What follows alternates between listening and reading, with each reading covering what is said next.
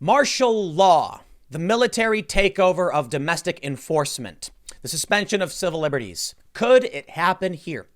Well, a lot of people would probably say, no, of course not. That would be absurd. It's only happened on extremely rare occasions. However, the same people or others might not have expected the pandemic to have hit us, thinking this could never happen either. It's called an optimism bias. You think it won't happen. These things are rare. Everything's going to be A-okay until it happens. And now we're facing a global pandemic with an exponential increase in the amount of deaths every day. In Italy, for instance, they had nearly 800 deaths in a single day. Yes, that's substantially worse than the flu. With the flu, the military doesn't have to be called in to cart away the corpses. I know it might be a little harsh, but it's reality. Italy is dealing with a serious issue, a mortality rate of around 7%. And it is because they have an older population and many other factors. But still, with the flu, there's certainty. We know what the mortality rate is. We know the infection rate. We know how to deal with it. And sometimes people lose their lives. We are now facing an ever-growing threat. There's going to be way more people who are likely to die from this if we don't get a handle on things. Well, now we are seeing that martial law may become, well, we're closer to it than ever before. Many people have been asking, will the military take over? And it just so happens that the United States government has put in place a plan for extraordinary circumstances and martial law, meaning the military would actually take over.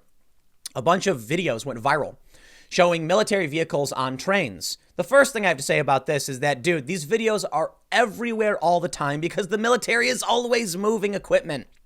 It's just that now, because we're in this pandemic, this lockdown, people are highlighting it. Normally, when people see military vehicles on trains, they go, oh, wow, look at that, Humvees. But because we're in a lockdown, they're going, whoa, and they pull up their cameras, film it, send it to their friends. It goes viral. Everybody freaks out. Just like that viral text message that was going around. That was absurd, saying that Trump was going to lock the country down for 2 weeks and get prepared. Look, at the time, it was very obviously a hoax, but people wanted to share it because they're kind of freaking out. It is still possible that Trump institutes a full-on lockdown. Many people have called for it. So I want to show you what's going on with martial law, but I got to make two important points before we read this story. One, I still think we're a ways away from the military coming in and fully taking over. Right now, we're facing an invisible threat. This is the coronavirus, okay? It's a pandemic. It's not a group of people. So to an extent, you might see the military enforcing a lockdown. For the most part, though, the military, the National Guard, they're coming to help us. Like, they're people too. And we're going to work together to get through this. If you see a bunch of dudes in, military gear or whatever, it's not because there's an evil empire coming to oppress you. It's because they were called in to assist in the crisis. So, I'll tell you some stories about how I think it's funny. There are a lot of people who really do feel like military personnel are others. And typically I find these are city people who have never actually been on a military base or met people who are in the Army, National Guard or whatever, but they're just like people doing jobs. So for me, I'm not too worried for the most part. I do think we're facing an unprecedented time and things may get worse. So preparing is very, very important. Get your supplies. And I've talked about it time and time again. Don't let anyone shame you. At this point, I'm pretty sure no one's going to bother shaming you if you actually want to go out and buy supplies. But there's some really crazy stuff going on, man. The DOJ has requested emergency powers. They would like to be able to indefinitely detain anyone during this emergency, basically saying they can lock you up without trial or hold you before a judge can even, basically it's not just that they're saying we want to indefinitely detain anybody. It's that they're saying before we even process you for arrest, we should be able to take you and put you in a cell. And it's likely due to the fact they're concerned about people who may be sick, who are violating quarantine. And thus, for the sake of everyone, they're like, we need to be able to do this. Not a fan. And Rand Paul has called it out. Rand Paul is saying on Twitter, we absolutely must resist government run amok, taking advantage of a crisis. This is how your liberty dies. Stand up, America, and resist. DOJ seeks new emergency powers amid coronavirus pandemic. I like this guy, Rand Paul. I may not agree with him on some cultural issues. I certainly agree with him on freedom, and we must resist. I got to be honest. I don't know how much longer content like mine will be tolerated, will be allowed. They've already been demonetizing every single video I shouldn't say every single. It's weirdly like 95% of the videos I do on coronavirus get demonetized, yet for some reason, some of them don't. I honestly have no idea why. Different reviewers maybe. But I posted this on Twitter. I mentioned it before. It's just a wall of confirmed demonetization. They're basically saying, if you talk about this, you will not make money. And so I know business as usual has been suspended. But you know what? Here's what I recognize. For the thousands, maybe even millions of Americans who have lost their jobs, been laid off, I still am lucky to continue to work and make some money, especially with all of the support you guys give me through contributions or when I do sponsor spots. That helps keep things floating. So you know what? I know I'm going to lose money talking about this stuff, but these are the things that must be talked about. You want to see how scary things are really getting? Now, martial law may be a ways away. I don't know. But I can show you something that really, really freaks me out. Laura Ingraham. You know who she is. Fox News host. Kind of bombastic. Yeah, it's Fox News. What do you expect? I think she's all right. I'm not a big fan. I like Tucker Carlson a lot. I think Tucker's the best guy on TV, to be honest, in cable news. But Laura does her thing. I got no beef. I just don't really watch her show. She tweeted this Medium article, Evidence Over Hysteria, COVID-19, 6469 Medium. This is an article that's been going viral. In fact, I commented on it the other day, and I was critical of it. I actually cited another conservative Trump supporter who was also critical of it. And I think this is important to point out. Laura Ingraham and many conservatives are sharing this story, this article, which does a deep dive analysis into the COVID-19, the pandemic, and what they think the appropriate action would be, which is not as harsh as what we're doing now. Will Chamberlain is a Trump supporter, conservative. He runs humansevents.com, and he was critical of this. It's important because you can see that even within the Trump supporting right, they're not in total agreement as to whether or not this was a good analysis. But analysis nonetheless. I absolutely respect the person who wrote it for the ideas they put forth. I just think their ideas were bad. Now, in no way was this article hate speech or misinformation. To a certain degree. Like, I think the analysis was poor, but a lot of the information was right. It just depends on how you take that and interpret the data. So we can argue about the data and the appropriate response, and we must. As a freedom-loving people, we will present ideas and challenge them. You want to see what happens now on Twitter when you try and go to this analysis questioning the lockdown? This is what really freaked me out. Warning, this link may be unsafe. Twitter is trying to stop me from reading a critical analysis of what our government is doing. It is not your right, Twitter. Who do you think you are? And that's why I say even my channel may not be long for this world. Look at this. They say the link you are trying to access has been identified by Twitter or our partners as being potentially harmful or associated with a violation of Twitter's terms of service. This link could lead to a site that steals your password or personal information, installs malicious software programs on your computer, collects your personal information for spam purposes, has been associated with a violation of Twitter's terms of service. And there's the big old button. Go back to the previous page. Don't click that link. Okay, first of all, the link goes to medium.com. Medium is just a it's a user-generated content site for written articles.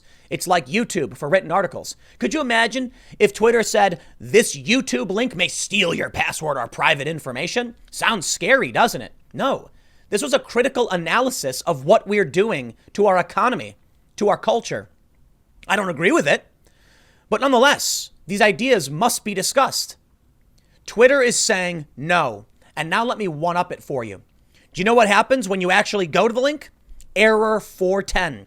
The post is under investigation or was found in violation of the Medium rules. What rules? It wasn't fake news. It was critical analysis. It wasn't hate speech. Didn't point the finger at any groups of people. It was just a long breakdown of how this person felt about the ongoing crisis. You want to talk about the potential for martial law? Maybe. Let's read the story. The Military Times asks, will the coronavirus lead to martial law? And that's the question I've been wondering. And I honestly don't know. But I can tell you the big tech companies have no regard for freedom of thought, freedom of expression. They care more for blind obedience. And they will lie, cheat, and steal to mandate what they want. I don't understand how they've been able to do this. This Twitter saying that someone's analysis is unsafe. Why? Says who? You? The authority? What authority? Are we not allowed to talk about these ideas? Am I not allowed to talk about these ideas? How long until my videos get removed entirely? You know what? Honestly, I'd be willing to bet maybe soon. Now, I will point out my main channel, which is youtube.com/Timcast, has been cleared to talk about coronavirus, which is also very strange to me. This channel is not. That's why I say 95% of the videos I do are demonetized. For some reason, they've determined that my flagship channel is allowed to talk about this. Why not anybody else? Why can't we talk about what's going on? Why will you demonetize this? Monetization on YouTube is an incentive model. People won't talk about things if they don't make money doing it. That's true for me too. I try and strategically place the content I do. So my main channel typically is political commentary dealing with the election and things like that. Very, very mainstream, run-of-the-mill, moderate commentary. Hey, what's going on with Trump? What's going on with Biden? Is Bernie going to win? That kind of stuff. It's very safe. And that's because they've put my channel under hard scrutiny. If I deviate in any wrong direction, they shut the video down.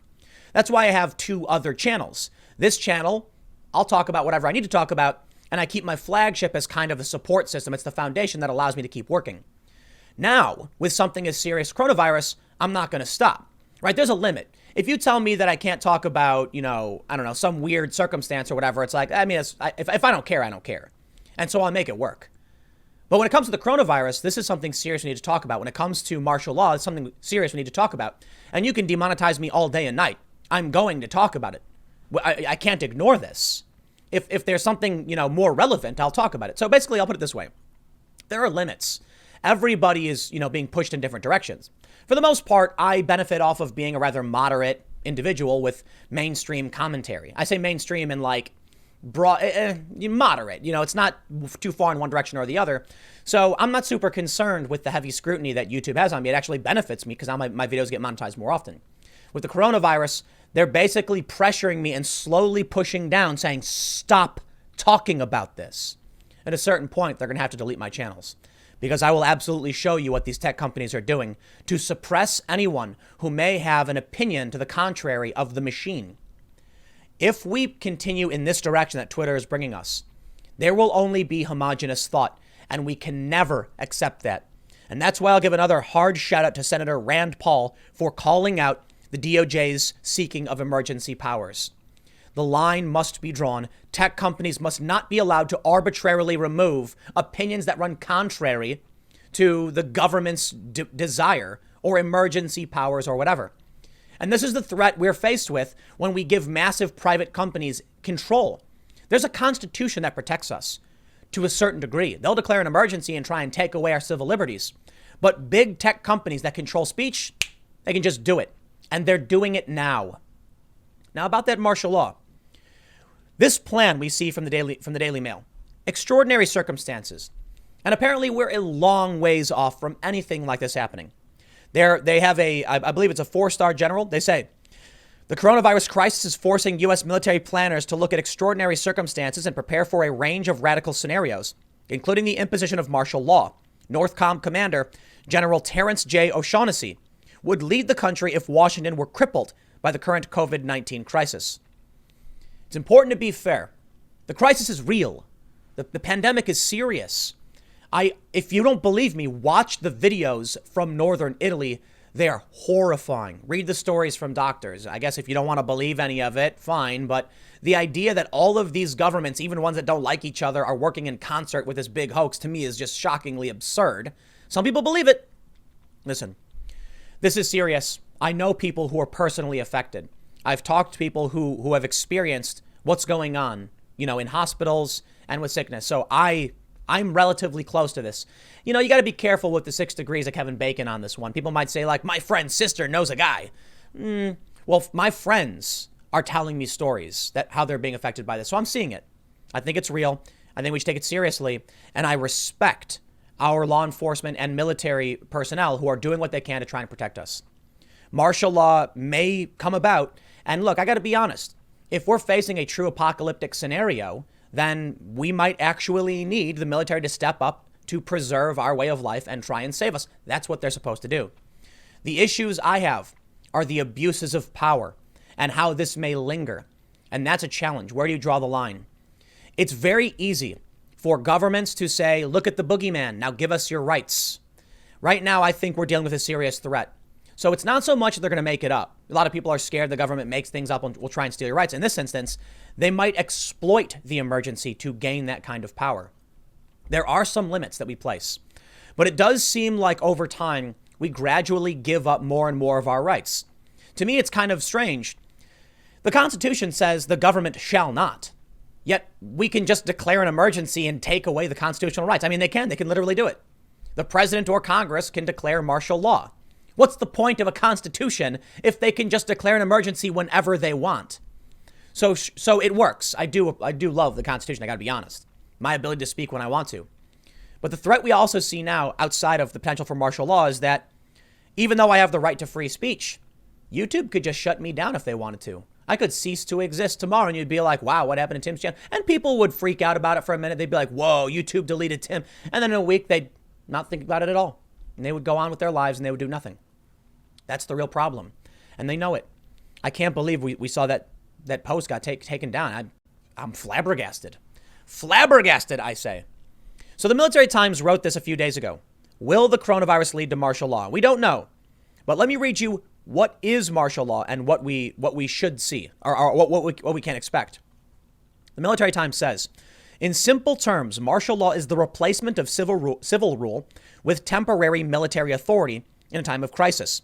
While its imposition is rare, the U.S. does have several noteworthy instances where martial law came into play, including in times of war, natural disasters, and civic disputes. Though there is no precise definition of martial law, the precedent in the United States holds that under it, certain civil liberties may be suspended, such as the right to be free from unreasonable searches and seizures, freedom of association, and freedom of movement. And the writ of habeas corpus, the right to a trial before imprisonment, may be suspended. I don't like any of that. I don't like any of that. I got to admit, though, with the coronavirus stuff, you're not going to see me willfully breaking quarantine or going out and acting like a moron. I think it's important that we all come together and do what we need to do to support those who are trying to save our lives. But part of me is concerned with a potential issue that when this all blows over, could you have a government official pull up that new report from the CDC that says we've done it, we've won, and he says, we can't, let's get out. And he crumples up the report, throws it in the trash, and says the virus is worse than ever. Because they can, and we have to trust them. That's what's scary. We can only hope that people wouldn't do these things, but as you know, power, tends to corrupt, and absolute power tends to corrupt absolutely. The Military Times says, martial law can be declared by both the president and by Congress. The governor of a state may also declare martial law if it is included in that state's constitution.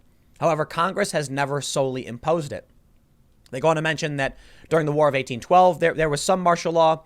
Then there was, times like the Japanese internment in World War II or post 9/11. They say, but martial law is not without its limit. The Posse Comitatus Act, passed on June 18th, 1817, stopped federal troops from supervising Confederate state elections during Reconstruction. I want to tell you a funny story. First, while I am concerned about these big tech companies shutting down critical analysis, while I am concerned about the military, not so much the military, but evil people wanting power and using this as an excuse to take it, it's important to note that the people who are serving in the armed forces are just people, man. When I was at Occupy Wall Street, something funny really happened. Now, this is a protest inside a big park in New York. Most of you are probably familiar with it. People were camping and the police tried to remove them, to little success for the first 2 months at least. And one day, a couple of young guys who looked like they were like 18 or 19 in some kind of military uniform were walking around. So they were wearing what looked like military uniforms. And it doesn't seem that they were doing anything in any official duties or acting under orders. I don't want to necessarily say they were on leave or anything like that, but it seemed like they were just moseying about, walking around New York City, maybe had some time to go explore Manhattan, maybe hadn't lived there and were there visiting or on a mission or something, but they weren't there in any official capacity. No one ordered them to go to Zuccotti Park, and there were just two of them. And they showed up, and they were just like standing around like any other person was. And I saw them. Didn't mean anything to me. I've briefly lived on military bases. I have friends who are in the military, so I'm like, it doesn't mean anything to me. But a couple of these hippie activists started freaking out. And this old guy started panicking, saying the military's coming. Oh, the military's coming. They're going to shut us down. And so I hear this guy, panicking. I'm like, it's just some like enlisted kids, dude, calm down. And he goes up to these kids and he starts screeching Posse Comitatus over and over again, looking at him going, Posse Comitatus, Posse, you can't, rah. And I'm just like, oh man. And I look at the guys and I'm like, I don't know, dude, this dude's nuts. Look, Some people are paramedics. You don't freak out and think that everyone's going to die because the paramedics have shown up. Some people are police. You don't freak out and think the police are going to come and arrest anybody just because they're standing there. We're all human beings. We do different things. If a battalion showed up and a bunch of Humvees and they jumped out with guns and were running and the lights turned on, I'd be like, whoa, that's crazy. But a couple of dudes walking down the street, calm down, man. So I'll leave it at this. I think we're closer than we've ever been in recent history to actual martial law. And as more and more dumb kids keep going around and dancing and doing shots of each other's butts, which they're actually doing during a time of crisis, you're going to see more and more harsh enforcement of this because people are stupid. But I don't think we need the military to enforce anything. The police can do just fine. Manhattan is a ghost town, and you're not even mandated to stay in your home. Although we're having the shelter-in-place order in many states, like my state, they straight up said you can go out and do your thing, just limit your gatherings. It's like, that's not particularly harsh, man. Now, I'm concerned about what the big tech companies are doing, but I'll tell you what, for the time being, I can go to the store with no problem. They've specifically said critical infrastructure and essential services will be available. Go do your thing. In fact, even though they ordered the closure of retail stores, a bunch of retail stores are saying they're going to do curbside delivery, so they're allowed to remain open. The world isn't ending. We're taking precautions. Everyone needs to calm down. With that being said, I will end this by saying, heed the words of Senator Rand Paul. I like this guy a lot. Do not let the government seize more power in a time of crisis. They will always exploit it. Never let a good crisis go to waste, they say. I'll leave it there. Stick around. Next segment will be at 1 p.m. on this channel, and I will see you all then.